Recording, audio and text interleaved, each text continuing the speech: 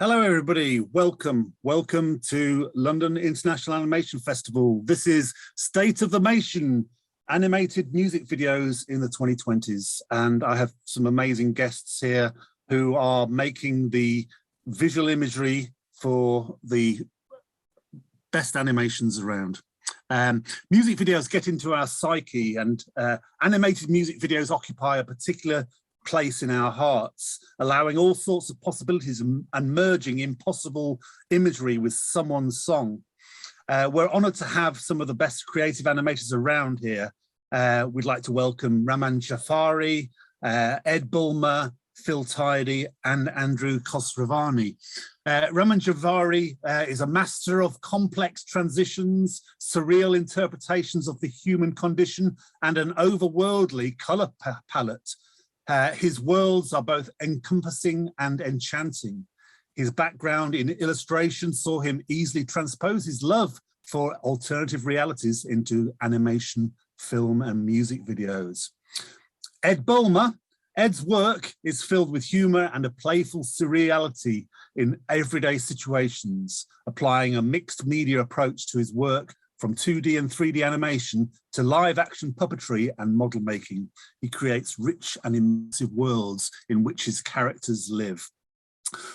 Producer Phil Tidy began working in a digital art studio in Camden on some of the first digital video projects and went on to produce TV commercials and music videos with the largest production companies in London for world-known brands. Phil is co-curator of the Bug music video show and which has been running for 15 years as a bi-monthly showcase of creative talent in collaboration with the BFI. He's recently been working with VR and XR production and virtual reality projects, as well as making cycling documentaries and pedaling bikes whenever he can. Last but not least, Andrew Khosravani has worked for clients such as the New York Times, MTV, Aeon Video, the BBC, Citadel Music Festival, The Atlantic, and the Royal Institution. His work spans a range of techniques, but the driving force is a desire to communicate often complicated ideas through unique imagery and design. So that's our panel, and here they are. Thank you very much, everybody. I'd like to ask each one of them to show something and say who they are. So Raman, this is over to you now. Hi, thank you for having us. I'm really flattered to be here. I will give you guys like a brief intro of my work so you have an idea who I am and what I do. Let me share my screen for this. Okay, so yeah, as I said, my name is Raman Djafari. I'm based in Hamburg, Germany, and I am an illustrator, animator, filmmaker. At least these are the three words I use to describe what I do mostly. Most of my work stems from a very personal place. They are all explorations of emotions in a way, of willfully fragile characters, of insecurities, of doubt, of just what makes everyone basically a human being, I think. And in my work, I try to explore themes that are always in some way based on this. And I draw very heavily from just my experience as a human being in this reality that we all share. This goes for my illustration work that you see right now on screen, but that often also, of course, translates directly into my animation work. My characters often are like very physical. They feel really emotional. They move when they are in 2D very fluidly. And I would like to give you like a first quick look into the work that I do, sharing like a tiny reel, and then afterwards show you two projects that I've done recently. So here's a small reel.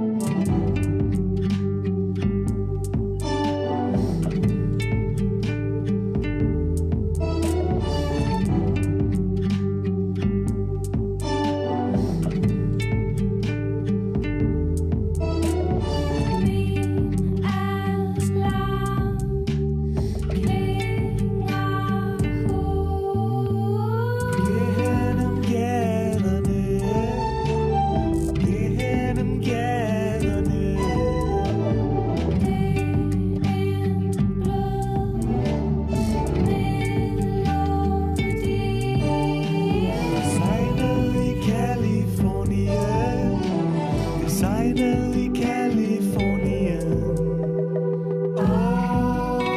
Den sender et ekko. En tom by jeg ikke kan mærke mere. En tom by jeg ikke kan mærke mere. So yeah, that was a first glimpse into some of my animation work. Most of these projects I have, or like all of them I have directed or co-directed, some of them with Daniel Almagor and Bashak Erol.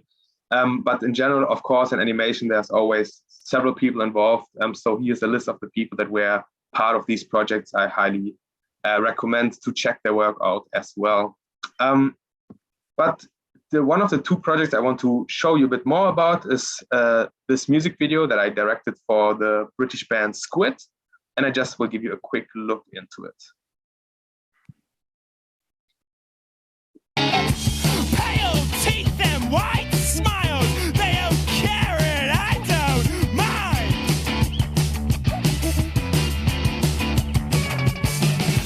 Pale bricks and white smiles, that's why I don't go outside.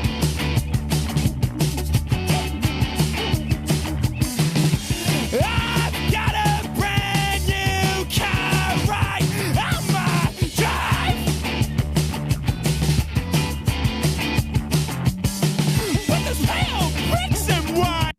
Yes, so you got a quick glimpse, like a mini super edit of this.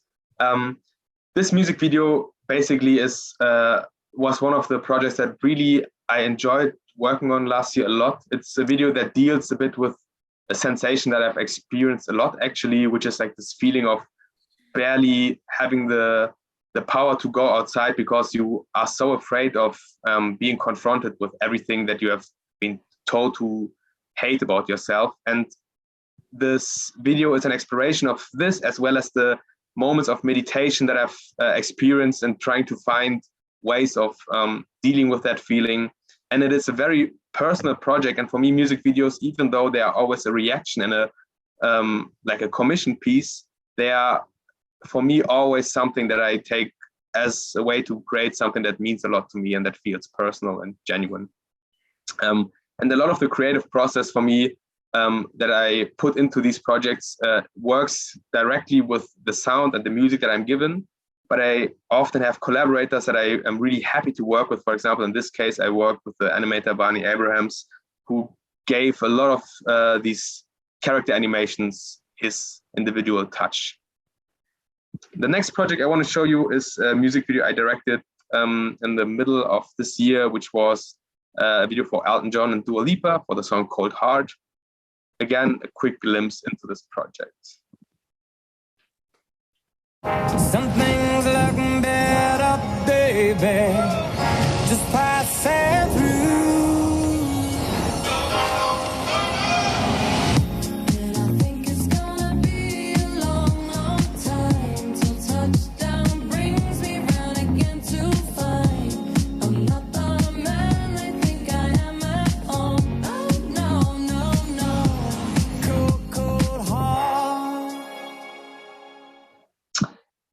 So yeah, that was a quick glimpse into this music video. It is, again, a project that I enjoyed making a lot, actually. I had this feeling of wanting to make something that is about feeling confident in your body, expressing yourself in a way that you enjoy, and being like together with the people that you love. And it's basically like a disco dance music video with a lot of 3D choreographies that I recorded myself with mocap, and I put them together with these like surreal 2D animated elements to create this magical disco universe. In this project, I was super fortunate to work with a team of an amazing 2D animators who brought all of my designs to life. The entire team is a bit too large to say all of their names out loud, but again, highly encourage you all to check out their work. All of them are great artists in their own right. And again, I feel like in animation, often too much credit is given to the director only. So I would like you guys to check out the people that contributed to these projects as well. So yeah, that was my quick introduction of my work. Hope you guys enjoyed it, and looking forward to seeing the other people's work. Thank you. Thank you, Raman. That was great. Great insight into your work. Next, I'd like Ed Bulmer to say who you are and show a bit of work. Thank you. Hello, I'm Ed Bulmer. I should probably share my screen, shouldn't I?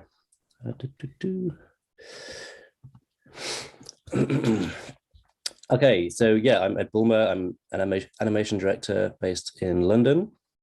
I'm just going to show my show reel. Can you guys see this? Yeah, great. Right, just double checking. Yeah, so this gives like a real quick overview of all my stuff.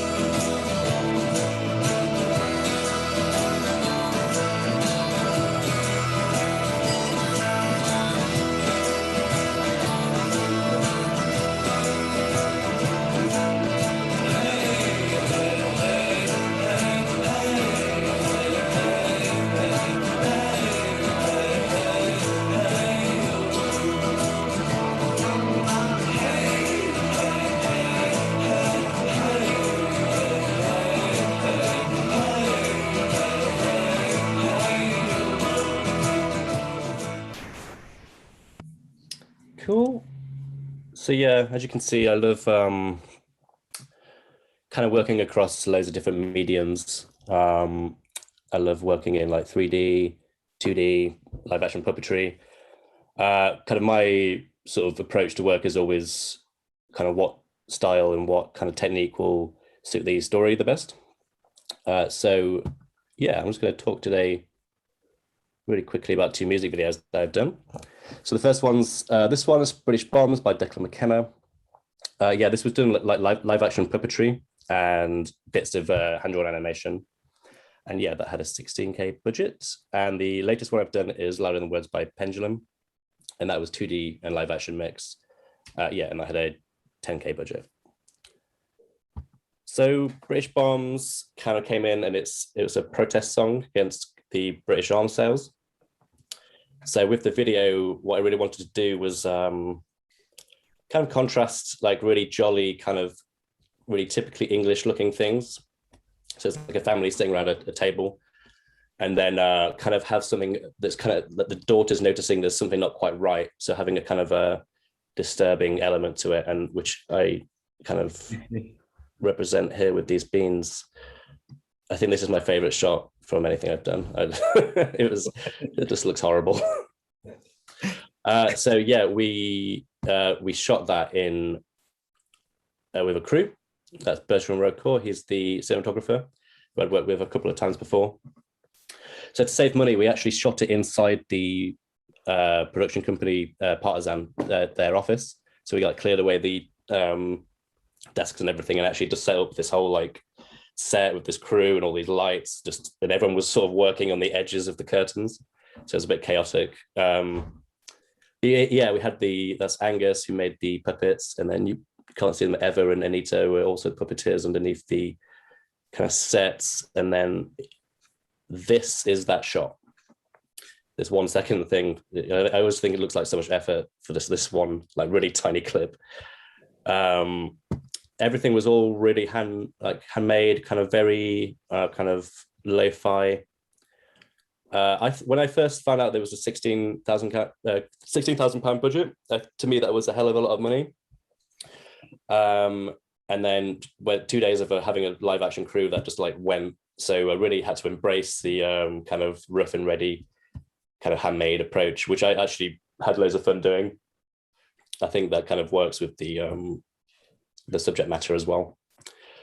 Yeah, so then alongside the kind of puppetry stuff, when I was editing it, I got my partner Nelly Michino to animate all these kind of sections I designed for the chorus. And you kind of go into a TV and it's kind of all this kind of naive looking cartoon loops, basically. Yeah, so that was really fun. The next one I did was this one for Pendulum. So that was like, I kind of pitched a bit of a story with this one. So this was kind of following a kind of Tom and Jerry type duo.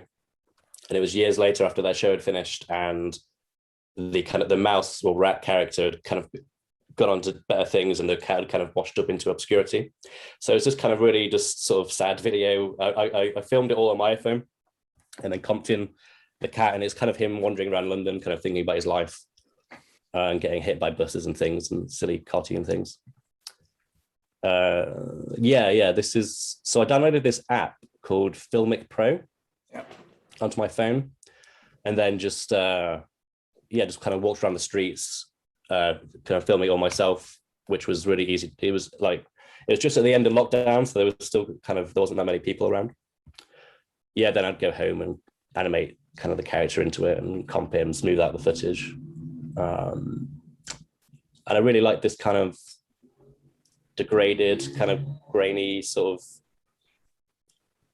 I kind of pitched it as like a lo-fi Roger Rabbit, basically, and that's kind of what I was going for. And again, I got Nelly and an animator called Ed Smith. He did these three. Nelly did this one to animate these kind of loops that are kind of intercut throughout the video, and these are like their memories of the old show that they had together. So it was really fun. Kind of, I really love like Tom and Jerry, those classic 40s cartoons. So just getting those references and kind of seeing how we can kind of recreate that kind of feeling. This is the only behind the scenes photo I have of that video. Me and Nelly had a baby halfway through, so I spent the rest of the video working like this, which was fun, and it's doable. You can have a baby and make a video. Cool. Thanks for listening. And if you want to check out more of my work, you can go to my website. Thanks. I'm going to stop sharing now. Thanks so much, Ed. That's great. And I was very pleased to see my local grocers in your Pendulum. So that's nice. But thank you. I'd now like to ask Phil, producer Phil Tidy, to talk a bit about what you do. What do I do? Well, I haven't got anything particularly to share. I'm not a director, I do direct, but I'm not animation or an animator. I can get quite animated, but not. So I fell into making, first of all, music videos are amazing art form. And I co-curate, co-produce and co-create Bug, hosted by Adam Buxton at the BFI. So I end up watching hundreds of music videos. And this morning, I got your questions last night saying what videos would you highlight over the years of doing it that you would, and then I started trawling through and going, oh my God. And animators have, A, technically amazing, but B, most of them, I think their ideas are on acid or something. They've come, this incredible array of, and you've got this palette of anything and come up with the craziest ideas and can realize this insanity. In fact, Raman's video for, what was it? We showed, actually, it was on a Bug show, I think. Was it for Traveller Lady Shops? Insane piece of work. That was at the last Bug before everyone, this cold that's going around the world affected everybody. And sadly is meant, but I think animators, you spend a lot of time inside anyway, and inside your heads, just doing this stuff. It's, there seems to be quite a lot of amazing animation works coming out. And the people that I do Bug with also do the UK Music Video Awards. And I was just looking through the top list of all, the animations this year, some incredible pieces of work, which I can put in the chat later on and show some stuff. Well, I started off in the mid-90s mucking around with After Effects and rotoscoping things out in Photoshop and creating strange things for something called CD-ROMs, creating bits of animation, and then fell into doing weird. And we were beta testing the first After Effects and Premiere and crunching videos together and sort of going through that, but also, at the same time, doing pixelation, so doing stop frame animation as well, and watching people do claymation bits as well. So the animators and your strange minds, I've been around, and I've worked with some amazing people like Shinola and so forth, these incredible sort of directors and animators. And I mean, I think this talk is about, you know, animation and music videos in the what century are you in? 21st century, 2020s. And, you know, the tools that are now available to everybody, and obviously the amount of imagination and research and things that stimulate us, you know, there's more and more of these things. So I think it seems to me, in some of the work that I, you know, from watching the UK music videos, there seems to be amazing things happening out there, and you guys are all testament to that, you know, incredible bits of work. Where that's going, I don't know. I mean, you know, there's been lots of amazing, looking at Bug over the last 15 years, and incredible pieces of work. And, you know, long may it go on. I know, and I've enjoyed working on, and as I say, from stop frame, pixelation, claymation and then I've just been working in doing some which isn't necessarily animation, but working with Unity on these big virtual production things. I mean, you know, animated backgrounds and so forth. And now the new Macs are out and the new iPhones are out. So the democratization of the tools are out there. And Ed just saying, him walking down the road to Cinema, whatever it is, Pro on the thing, and then whacking in animations. You know, you can do, you know, these amazing things, and they can be made to look amazing. So I think I'm just constantly stimulated by what is out there, and being, you know, a 50-year-old man that ends up watching lots of music videos.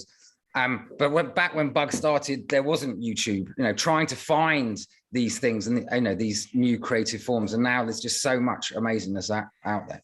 So I think it's encouraging times, and getting people to live in this much more creative world is beautiful. And then making protest videos like Ed's videos out there, getting these videos with message, but also videos with joy, you know. So, you know, for me, music and video and film together is an amazing thing. Thanks, Phil, for giving us some context there. And again, you are the kind of collective memory of 15 years of pop promos, music promos, and animated promos. So we're looking forward. And you raised a lot of issues there, which we're going to come to with questions. And just so everybody knows, on the end of this call, if you have any questions there in the audience, please put them down, and we will receive them and look at them, because questions are a really important part of the show. But let's now turn to Andrew Khosravani to ask him to explain who he is and to show some of his work. Thank you very much, Zane. Thanks very much for having me. I slightly feel bad going last because there was a lot of good content there, so bear with me. I hope it's not too much of an anticlimax. Okay, let me just share my screen. So, oh, 1 second. Okay, apologies. Can you see that? Yep, see that? Yeah. Yep. Cool. So I'll just start off showing you my reel, and then I'll go into a little presentation.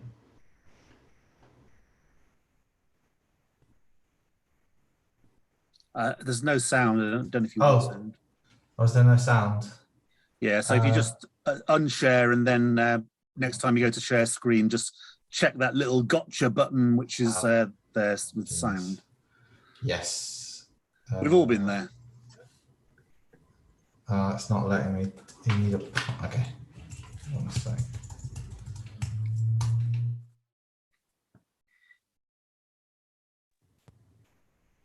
Is the sound working now? I don't think so. It might be quite low. Did you check? Did you check that little button when you? I did. Shared? Well, don't worry. It's not a big deal. It's just okay. I'll just put the visuals on. Cool. Yeah. Thank you. Sorry, guys.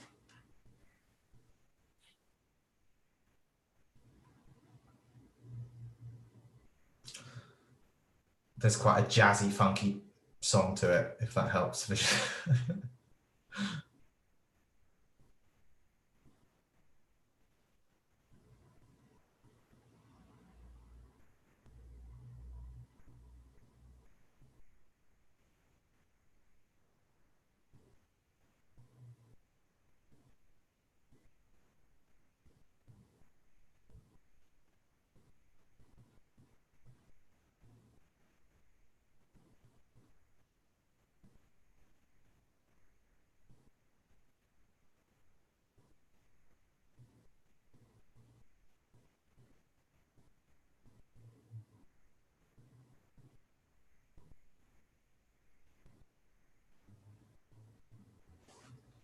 Cool.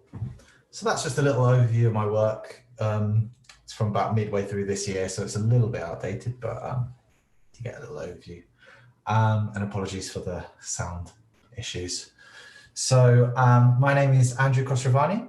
I'm originally from South London. I was born to an Iranian father and a Brazilian mother, and I currently live in Hastings on the south coast. And I've just been abroad for about 5 and a bit years, living in Madrid and Barcelona.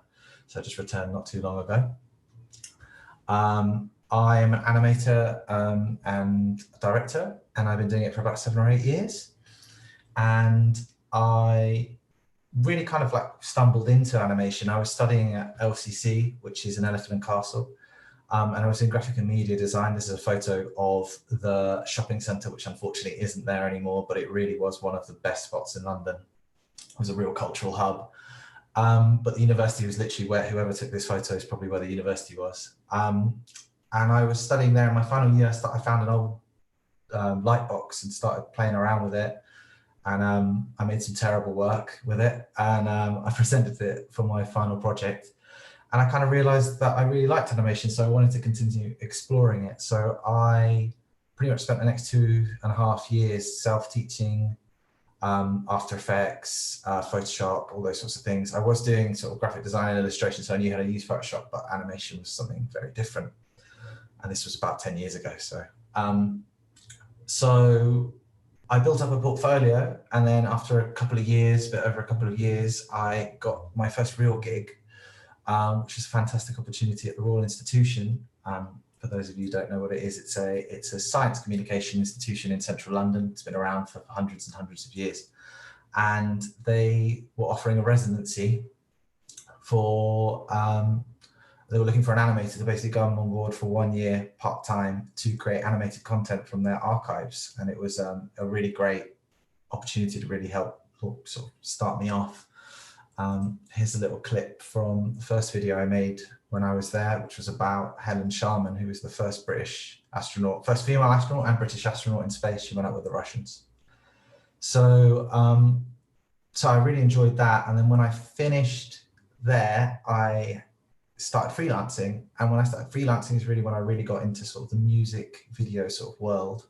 And the first job I got after that was animating on a video for Jess Cope for Metallica, and it almost killed me. We had 3 weeks to animate 7-minute video, and it was extremely complex, and it was a real introduction to the music video business, which I'm sure everyone knows can be tough on your sanity. But yeah, it was a great sort of introduction into the industry. And the first real directing work I got to do was for a band called Moon Panda, who are like a kind of like sort of space rocky, blissed out sort of band, and they do a lot of dream pop. And Maddie, the lead singer, got in touch and said she really liked my work and if I would do a music video for her. And it kind of grew into being like a long standing project. I've done 3 videos for them, and they've all been quite collaborative and really creatively fun. So the first job I did for them was called Rabbit, which was a very much psychedelic-y sort of trippy sort of video. Didn't really make a lot of sense, but it was great fun to make. And that was with Roxane, who's a fantastic animator. So we co-directed it together and animated it together. And then the second one was called That Girl, which is a very different beast. It's about a 7-minute video again. Don't know why I keep doing 7-minute videos, but it was a slow burner. And I did this one with Malibu, David Borul, who's a fantastic cell animator in Barcelona. I was sharing a studio with him at the time. And it was really good fun. And then the latest one has just come out the start of this week, Cloud Watching. And this was a collaboration with a 3D artist called Alvaro Perez, who I actually shared a studio with him when I was living in Madrid. And it was a mix of 3D and 2D, the first that I've done. And it was, you know, really interesting sort of direction to go in. But apart from that, I've done quite a lot of work with Sony, which is more on the commercial side of things. Those Moon Panda videos were very much passion projects. The budget was pretty much non-existent and very much just to create things for a band I like. And Sony is a little bit of a different beast. I've been working with them for the last couple of years, making a few videos for bands that basically don't have music videos on YouTube. So usually from bands in the 60s, 70s, early 80s, where they didn't make music videos before the time. So they've been making content to put there to replace like a pixelated picture of artwork or whatever. So I've done a few. I did one recently for Janis Joplin, which was great. It was a lyric video. And I did another lyric video for Henry Nilsson with a song that I still can't get out of my head. And the other one I want to talk about is probably the first one I did, which was also the weirdest thing that's ever happened to me, was I did a project for Looking Glass, who basically released a song called Brandy. Don't know if you know, it's a bit of a one-hit wonder. And they commissioned us to do the video. And what's strange about this video is that we did the video. It was a collaboration with Malibu again. We did the video, we did all the prep, we made the video. They released the video, they promoted it. And in that entire process, they never once showed it to the lead singer. So he saw it for first time, maybe a month after it came out on YouTube, and despised it, absolutely hated it with all his might. And basically they made us do it again. So we got commissioned to do it twice. So this is just a few stills from that. It was very fun, sort of cartoony, sort of not set in any sort of time period piece. And he really wanted it to be about pirates. I don't know why he wanted it to be about pirates. It's got nothing to do with pirates, the song, but he was obsessed with pirates. So we had to redo it in this whole pirate theme, which is really weird. But yeah, that's just a little overview of my work. And thank you very much for listening. Thank you, Andrew. And great to hear about Brandy, because I used to have that record on a Top of the Pops album from the 70s, so I know it only too well. And I'm sure we'll come on to those kind of client issues with our questions. And since you were last, I think I'll ask you a question first of all, if that's okay, and then we'll go around. And just a reminder, if you have any questions, do put them in the chat, folks, at home. So, you know, illustration and animation are kind of natural bedfellows in a way, and you develop your illustration style first. Do you see your style as suiting certain kinds of music? And if so, do you think you get typecast? You know, Moon Panda is a lovely sort of dreamy, I think you call it dream pop, you know, and those are the kind of groups who may look at some of your imagery and think that's what you do. So do you think your style can get typecast, and if so, is it a problem? I do think that is part of any work, and not just in music videos. I do think you sort of kind of start getting pigeonholed and stuff, and I do feel like probably the sort of bands that my sort of style appeals more to are maybe more sort of psychedelic-y, rocky bands, but I would personally love to do anything, like from hip hop to death metal or anything. I really am interested in all sorts of music, and I do like adapting style. It's more kind of the projects I've had, I would tailor it to that sort of style. So I wouldn't do like a really particularly dark, grungy video for something like Moon Panda, which is very kind of upbeat. So the answer is yes, and hopefully it wasn't true. But yes, I think so. And I think probably maybe Ed and Raman and Phil as well have had similar things happen. So yeah, and I was going to open it up to Raman and Ed. So Raman, do you find that, you know, people look to you and your style for a certain kind of music, or are you open to everything? Would you do thrash metal? Yeah, I feel like I would be open for any kind of genre. I mean, if I like the music, of course, right? Like if it's my quote unquote favorite genre and then I don't like the song, well, that's another question. But in general, I feel like what I really like about the form of music videos, I think, is this: you get like enough of a friction with the music that you've been provided that you get challenged to create something you wouldn't have come up on your own, in your own vacuum white cube. And then whatever you bring to the table will still be your own voice, right? Like in the last year, the 2 music videos I've made is like the biggest mainstream pop superstars there are, and post-punk band couldn't have been more different. And I feel both of them invited me to make something that spoke genuinely from my point of view.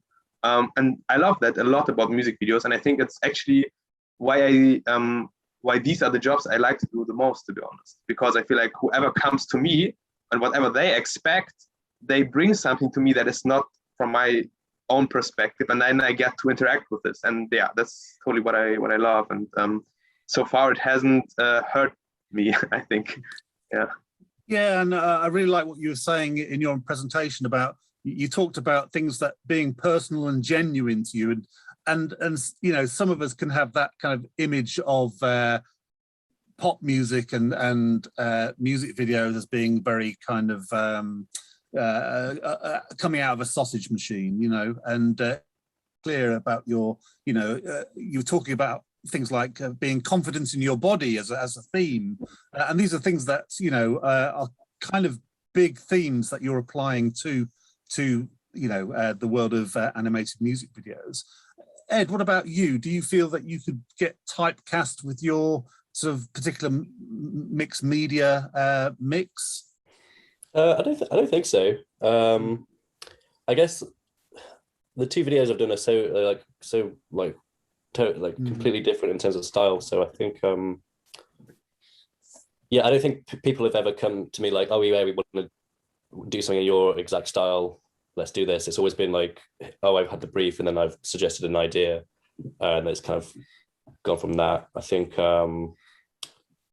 yeah, it's exactly like Raman was saying, like the fact that I would have never have done a film or like a little piece that was a story about like a Tom and Jerry duo, but I don't know why that song, it like kind of created that idea. And the same with the British Bombs thing. I wouldn't necessarily have gone out there and made like a statement about the British arms sales, but then when I got that in, it really kind of I really responded to it. So yeah, it's a really great medium to work in for that.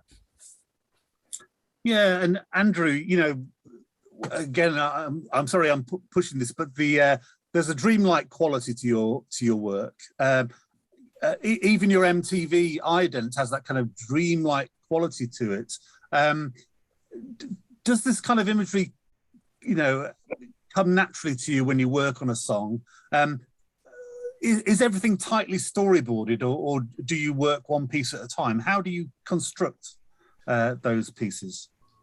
Yeah, I think maybe at the start of my career, my storyboarding was loose, to say the least, but now everything is very much tightly storyboarded, and it tends to be pretty true to the approved sort of final storyboards.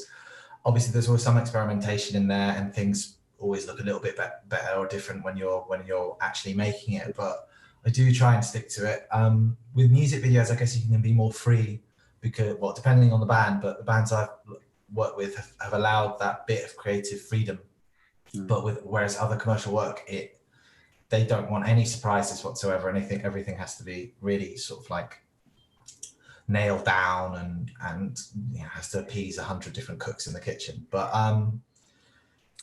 yeah, I do it kind of like, I start off sketching and those sketches develop, and when I get into animation, they do pretty much go with what has been designed, even if there are slightly different variants in there, but it does look like what was proposed. Thank you. And Raman, you've already brought up the sort of like the contrast between Elton and Dua Lipa and Squid, Pamphlets already. I'm assuming that for the Elton track, there was a lot more control put on you, and it had to be tighter than Squid's Pamphlets, or am I wrong there? Did you find yourself more confined with what you could do for Elton and Dua Lipa? You would think so, right? But I don't think that's necessarily true. Originally, when I got contacted by Warp Records to make the Squid video, they actually had like a very interesting baseline for an idea. And I wrote a concept based on, they sent me like a short story that they liked, they sent me themes that they liked. and I made a pitch and developed a video for based on this. This is the video we didn't end up doing, so it never saw the day of light, and we switched basically last minute, and I made a completely new video, and then they said just do whatever you want. But in the beginning they had like, I think for them there was so much premeditated thoughts that they put into the songs themselves that they felt these needed to be conveyed in the video in the end. And after we switched songs and it was a bit like a timeline struggle, they were pretty hands-off, and they just said, whatever you want to do it, we trust you. And then on the other hand, for the Elton John Dua Lipa video, when I originally pitched on it, they like basically the brief was vaguely something about being lighthearted and fun and having like a disco summery vibes, like very open. Also what they said is that they didn't want to have Elton and Dua as like protagonists. They wanted more like a cameo experience of these characters, and I really liked that. But I was pretty certain that I wouldn't get this job, to be honest, because it felt so absurdly out of reach. I mean, like, I don't know who walks through their life expecting they will direct the music video for one of the biggest pop stars of the last 40 years. Like, I definitely didn't. So my pitch was super low key. It was like 6-7 pages, very simple idea. It's also not such a narrative piece, right? It's more like a vibe kind of feel good video with a very low threshold narrative. And I did it because I thought, whatever, like I will not do this anyways. Let me just do it for the sake of it. And then when they said, go with it, they were actually almost completely hands off. They had like specific ideas about how Elton John and Dua Lipa are represented. And in the end, I also didn't design the two of them because I think my illustration style is a bit like too, I don't know if like unflattering is the right word, right? But like it's not, it didn't speak to their sensibilities of how they wanted to be portrayed. So we had Seo Young, a great illustrator, create them. But other than these specific designs, I barely had to react to anything that would have said. Like it was very low threshold in terms of feedback. So yeah, I was really surprised, to be honest. I expected way more. But I also had a great producer, Gareth Owen, who probably shielded a lot of complicated discussions away from me so I could focus on the work. So I was very lucky in that way. Yeah. I feel like small bands are often more involved, I have to say. Like I think they have more concrete visions and they are more invested with each thing they put out. I mean, Andrew, you probably know this. I could imagine. Yeah. Yeah, I mean, luckily with Moon Panda, they've been really chill. But I've worked on other stuff, and they are absolute nightmare. Like I shared a studio with a guy who worked just with imagery, just with bands, and the smallest ones were always quite difficult to deal with because they have such an idea. They don't want to relinquish their creative, like their song, their work. So it can be a little tricky. So I do know what you mean. Yeah, totally. Yeah. I mean, it's also understandable, right? Like I didn't say it to shit on them at all. It was more like this. I totally get this dynamic that if you put out maybe your first or your second album and put in all your resources, of course, you're very attached to everything you put out. And if you have like a lasting career that goes for like 30, 40 years or whatever, you cannot hyper focus on everything. I would assume, I don't know. Yeah. Ask Elton John about it. It's just my assumption. Yeah. No. Yeah, makes sense. Yeah, you can't be so precious. I'm going to come to Phil in a minute about sort of how technology has changed, but I want to just jump to Ed with regard to British bombs. And, the creativity often comes out of limitation. And with British bombs, you're limited with budget, you might be limited with time and resources. So does your approach for things like that come out of a particular stance or anti-photo real animation, for instance, or does it purely come out of the resources you have to hand? I think the kind of look of it came from, it was more sort of trying to play on that kind of naive British old school animation kind of look. And it's kind of the fact that it was also budgetary, like very nice for that budget. That kind of worked out. I remember, I thought that we could, originally I kind of had my ideas were a bit more elaborate, and then I kind of did have to scale it down a little. But yeah, it was always meant to sort of look sort of a bit cheap, to be honest, which was good. So you mentioned there you're using sort of a mobile phone, and we've got a range of technologies available to us these days. I was going to ask Phil about the difference he's seen over the time period since Bug first started, and probably before then, when we were still using DV tape and stuff like that. And what changes do you think have happened in terms of technology that have led to this much more mixed media approach that we see these days, where artists and directors can choose a range of different media? Could you kind of paint us a picture of how technology has changed over the period of time you've been involved? Oops, Mike.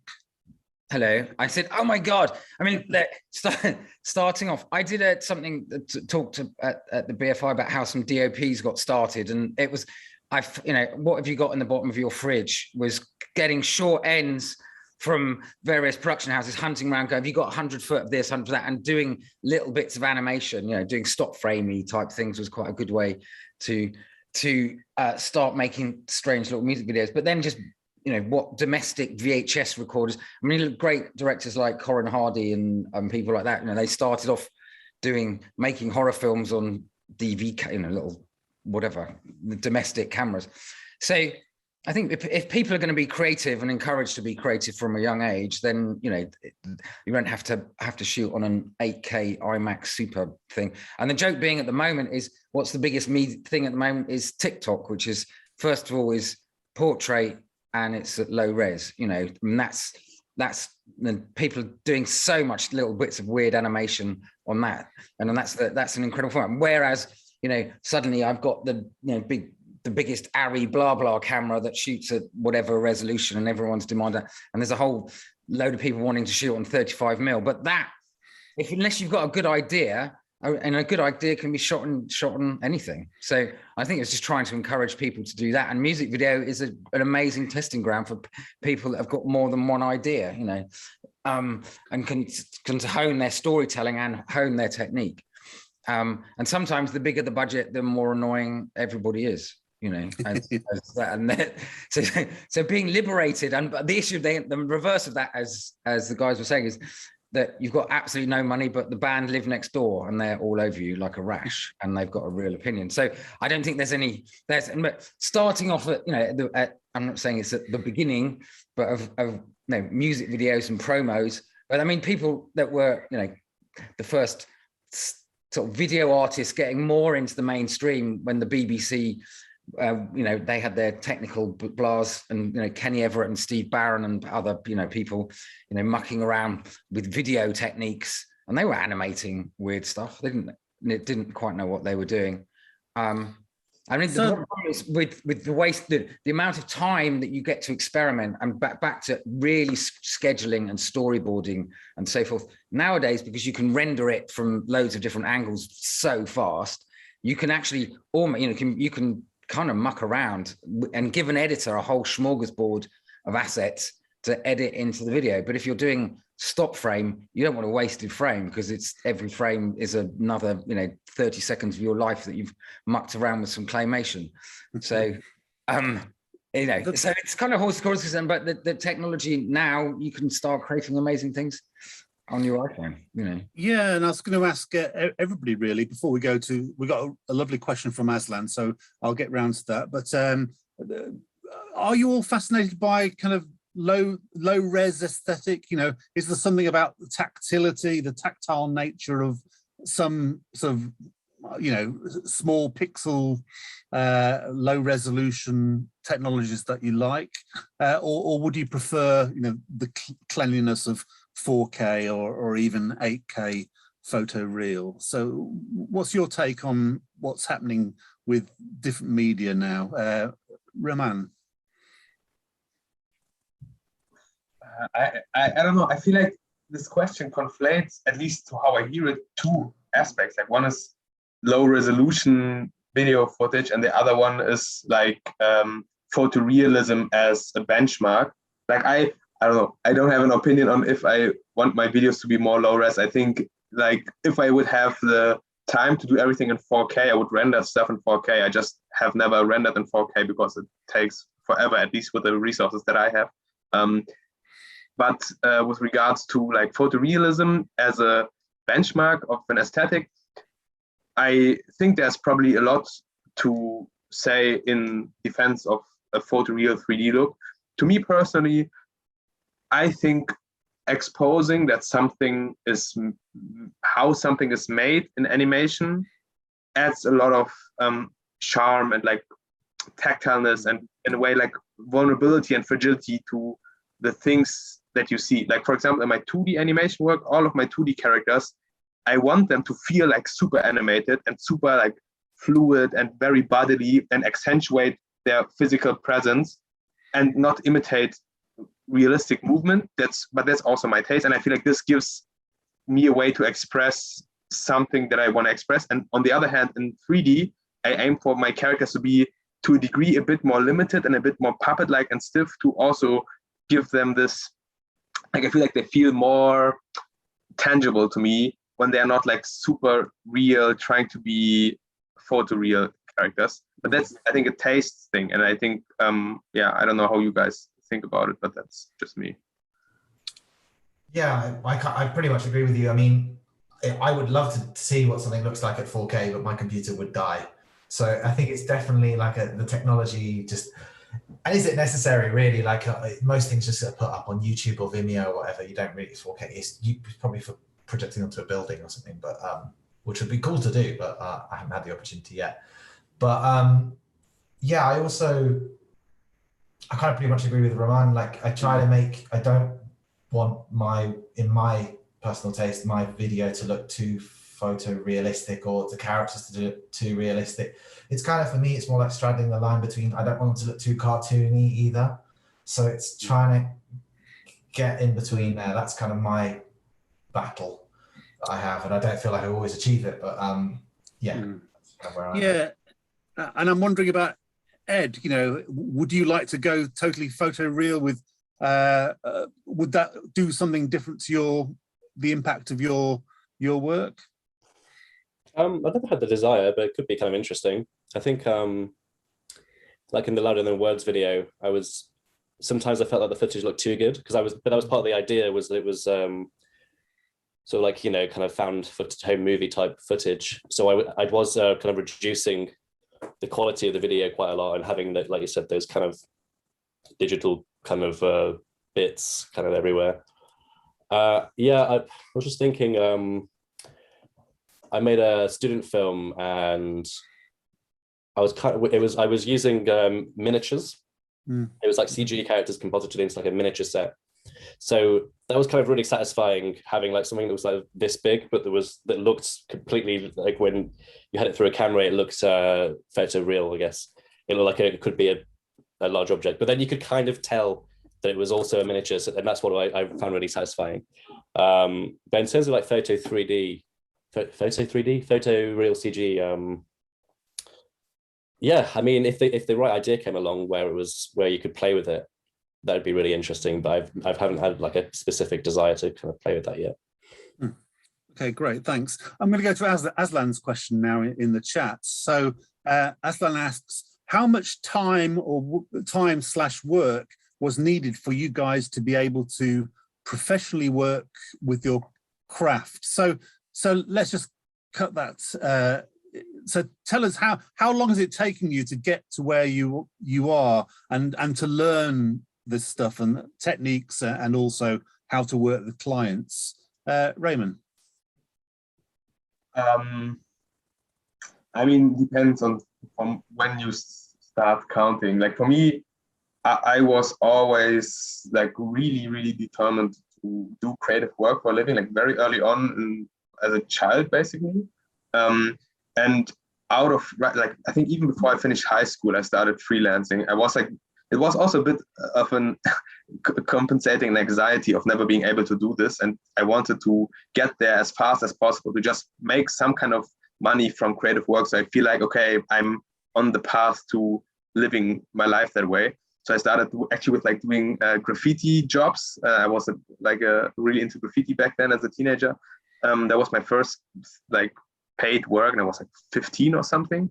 Then I really got into video game concept art and stuff and digital painting, and I started this for a living basically like when I started studying. So with like 19 maybe, I started financing my studies with this.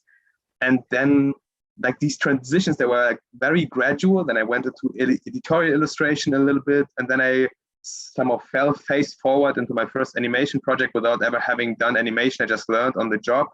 And it was like a very much like on each project I did after that, I tried to learn a bit more about something I was interested in.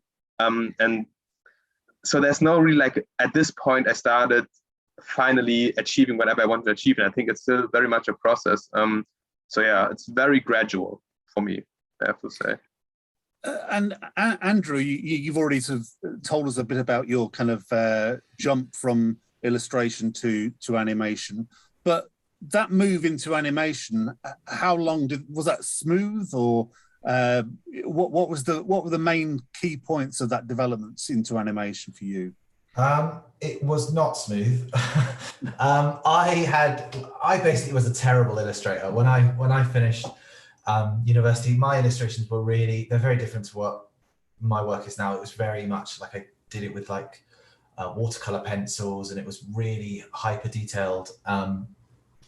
And you can't do that with animation. It's just not the medium at all. And in fact, I started working, what I really like working with is After Effects, which just does not lend itself so much to that super 2D sort of look. So I really spent a long time, I'd say 3 years, without having finished university, but having not worked in my industry, before I started getting a little bit of work. And then kind of like, as Raman said, you kind of like learn on the job a bit. So when I was at the Royal Institution, I was kind of learning on the job. I'd done some work, I knew what to do, but at no stage was I really like professionally taught, which I think is quite difficult anyway, because even if you go to university or you do a course, you don't really get taught the professional side, how to work professionally. You kind of have to do it as you go along. So it's kind of been a long sort of like process, and you know, every job I do, I feel like I learned something. I just did a job now with Blink, I felt like I learned a lot, and I'm pretty much terrified when I started, and I learned quite a lot. So it's you know, I guess my advice is to just be patient with it, and you know, like also everyone moves at their own pace. I don't think there's any one formula for it. I think, you know, things move at different rhythms. Yeah. Also, I would like to add one thought, because I feel like you addressed that already a little bit, Andrew. I think what is so beautiful about the moment we're living in right now, at least in terms of making animation as a living, is that somehow there was like this breaking point, I think a couple of years ago, where all of a sudden tools became available. For example, the 3D software I work with, Blender, it's free. Everybody started using Instagram. People started realizing, I can contact artists to commission them work. And all of a sudden there's the option to not go to any traditional industry, whatever pipeline. I also never did. And then you just start to find both your own practice, your own voice. You build these ways of making stuff that are very much your own. And I think there's like a beautiful opportunity in this. Of course, not saying like it's easy or anything, but at least there's an option to create a world in which you can do the work that you want to do on your own terms, to a degree, of course, to a degree. Yeah. Yeah, I agree. I think that a lot of it, we've lost a little bit of that. You know, university is expensive. Now we have more options for people to get in there without having to spend so much money, which is important. So, Ed, I know you sort of studied at National Film and Television School, I think. What was the transition into leaving the NFTS? Was the transition into sort of dealing with clients and making animated music promos easy? No, definitely not. I still feel like I'm still in the journey. Yeah, it's like Andrew was saying, like I'm still learning on every job. I'm still learning all to do with this, dealing with clients and things. I was I got picked up by a company called Partisan, where Andrew is now, after I left the film school because they'd seen my grad film, so it was through them that I got the music videos. But yeah, it's there's ups and downs, you know, and I'll do a music video, and then I might spend like, you know, the next 6 months kind of doing more freelance stuff, and then pitching on things in between. So yeah, definitely feel like it's still happening, that journey. And Phil, are we, you know, Blender was mentioned a minute ago, you know, free software. There's so much free software out there, so many choices for you to make imagery with. Are you seeing that at Bug? Are you seeing that kind of diversification and more 3D stuff, particularly at Bug? Well, I mean, it's you know, there's the ability now very easily to, you know, motion tracking stuff and so forth, and integrating all these bits of smorgasbord, as I said earlier, of software into something, you know. So as you said, mixed media, but it's also, so yeah, Unity, Blender, etc. There's you know, massive. We can start doing particle generation stuff, or, you know, and there's about 6 other programs out there at the moment that are able to do that. So yes. And it's just going, well, what bit of this can I help to create a piece of amazing? And, you know, looking at some of these things, you look at the individual still from the video, and it's like a piece of artwork. Mm-hmm. And that's how I kind of go, wow, that's insane. You've managed to create this insane, inspirational piece of stuff. So yeah, and I think it's keeping on top. Can you keep on top of all these bits of software, or do you just, you know, you become aware of what they can do for you? They are tools after all. So learning how to do them, then finding the best people to use them, which, you know, the guys on the panel, you know, they've got teams of people that some of them, you know, can, and also then it's finding the right illustrator that you're going to animate, for example, you know, to what other people that can stimulate and help you tell your story. Yeah, thank you. We're in the danger zone now. We've just gone over the hour, so we've only got a few minutes left. But I'm going to go to Lauren's question, and if you could do some quick answers to this, it would be most appreciated. So Lauren's final year doing 2D animation at university. What would your advice be for pursuing a career in more creative animation? In other words, how do you guys keep creative as opposed to becoming very corporate in what you do? What are the tips and tricks you have to sort of maintaining that creativity? Raman. Yeah, it's a difficult question. I feel like, I don't know, I can only speak for myself, that I notice the way I feel alive as a person is if I can make work that I feel genuine about. And this feeling is, to me, really, really, really important, I have to admit. Like, I notice when I do a project that I cannot love, then it feels like my lifetime dwindles away without me feeling it. So I try to commit mostly to projects that I really want to do. And this, of course, I don't know, I think I could also lean into directing commercials or whatever more, and maybe I will do that one day. I don't know, I haven't done it yet, but I think maybe the time will come. And I think it's a balancing act, but you have to, I guess, sort your priorities. I also don't need so much money, so maybe that's also like easy for me to say because I don't have anybody to support of this thing that I'm doing. But yeah, for me this feels really important right now, making work that I can love, honestly. So I try to always keep that in mind. And Andrew, do you how do you keep creative? Yeah, I think the key, Raman said it, is like the balancing act, you know, like I do commercial work, freelance work as well. I try not to do stuff I absolutely hate anymore. I've got enough experience of that, but maybe stuff that I'm not so 100% passionate about. But, you know, the way I see it is I think you can always learn skills from even projects you don't really feel that have taken you anywhere. Like I've done a project before and I thought, oh, looks nice.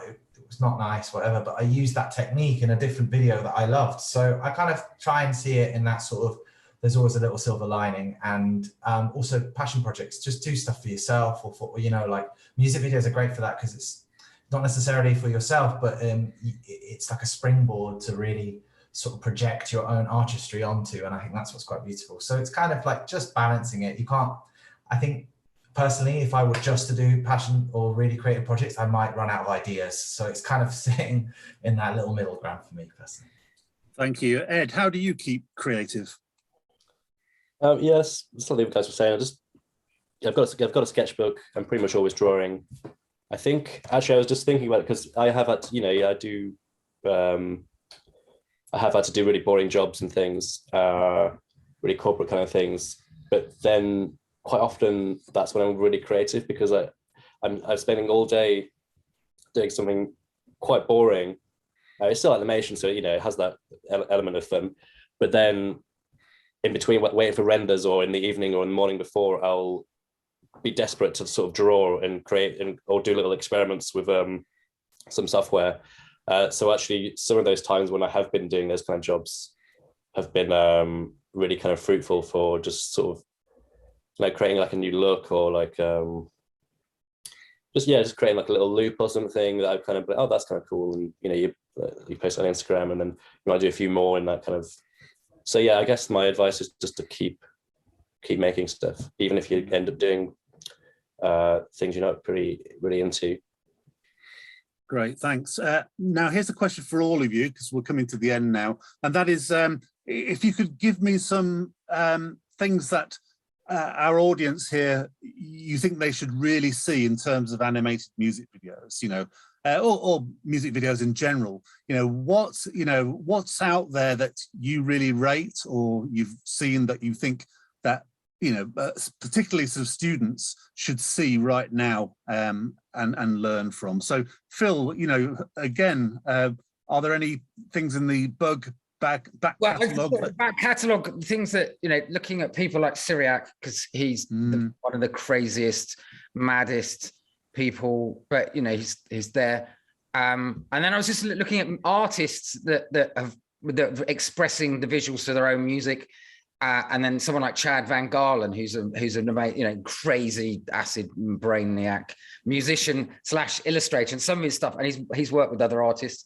And then you got who else you got? Like Amon Tobin, just a stop frame insanity man who did a piece for Radiohead, but it was unbidden. It wasn't. He just made it. Arpeggio something or other, out in some strange part of America, and he was discovered, and then we found this piece and it was shown, and then he's ended up doing, but he's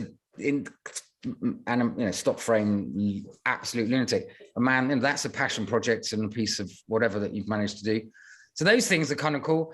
And then there's I was just trawling, and then suddenly there's Raman's wonderful pieces. But I can put in the chat all the last 2 years of the winners and all the contenders for the UK Music Video Awards. And those are massive, and there's very diverse stuff in there. There's claymation, stop motion, there's and all the different types of animation, Illustrator inspired to stop frame weirdness. So and people should check out your website, obviously, to on the bug show, the archive. Although we're hopefully going to start up again next year. That the cold that everyone got and killed everyone might bring us, well, if we're allowed to do some more shows next year. But there's loads of insane things that are up from the last 15 years. Great, thank you. So if you want inspiration, folks, look there. Rest of the panel, give me some pieces of work that's inspired you in the past.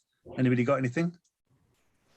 It's going to sound like a cop-out, but I love Raman's Fajak video. Fajak, is that how you call it?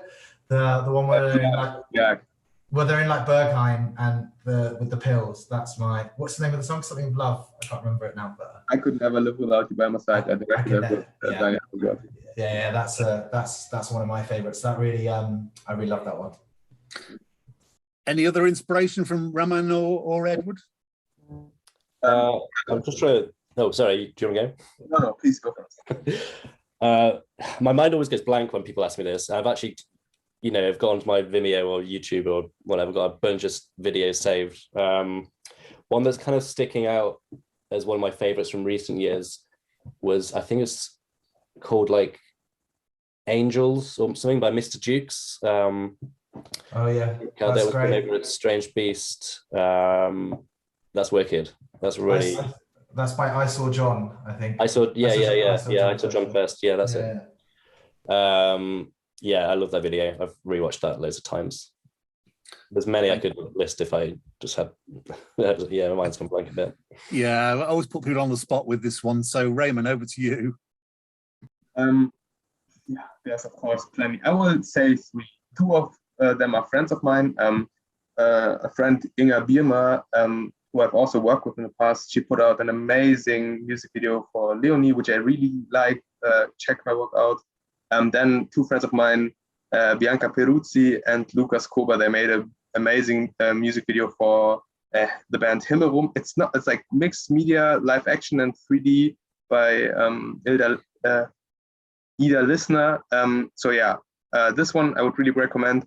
And the music video that won this year's UK Music Video Awards in the category of animation for L'Impératrice, I think it was by Jocelyn Charles and Roxane Lumière. This fucking video is nuts. If you have not seen this, it's insane. It deserved the win big time, and yeah, amazing project. I put it in the chat. It's just, yeah, it's amazing. It's Thank so you. cool. Thank you. So fucking cool. Thank you. And this a recording of this will be available for 7 days, so people can go back and check your what you said. We're running out of time. We are out of time, but I'm going to ask you one more question, and if you keep this to about 5 words, it would be appreciated. And that is, we started off in the blurb originally saying, "What is the state of music videos today?" So, what's your personal assessment of what music videos are today? Raman. I think they are a beautiful medium that brings people to see visual artists work because they are fans of the musicians, and that's, I think, really, really cool. Yeah. Thanks, Edward. Yeah, I'd say like really varied. There's loads of exciting stuff. It's way more democratized. There's just so much.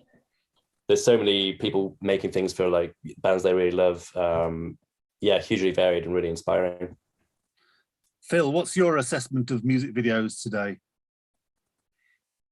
Oops. Hello. I think at the UK Music Video Awards this year, I thought that, well, because of lockdown and so forth, I think the animated videos there were some better ones than the live action, from Europe anyway. Well, actually, so I don't know. There's a vibrancy. There's so many people wanting to. I get sent music videos all the time from all over the world, and there's some beautiful, amazing things. And so I think it's on the up. People listening to music, the amount of platforms, but also just things like, as the guys were saying, people doing little things on Instagram, finding insane amounts of creativity, and being inspired. So thank you. I have to rush to Andrew. What's your assessment of animated music videos today? It's a great format and a really fun one to work with. And there's a lot of great music and there's a lot of great people making stuff. So it kind of goes hand in hand. That's good.